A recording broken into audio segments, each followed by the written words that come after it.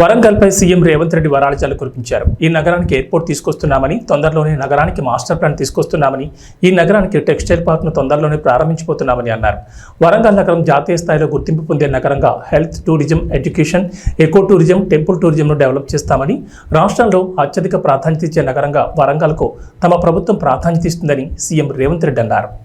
ఈ నగరానికి ఎయిర్పోర్ట్ తీసుకొస్తున్నాం తొందరలోనే, ఈ నగరానికి మాస్టర్ ప్లాన్ తీసుకొస్తున్నాం తొందరలోనే, ఈ నగరానికి టెక్స్టైల్ పార్కును తొందరలోనే ప్రారంభించబోతున్నాం.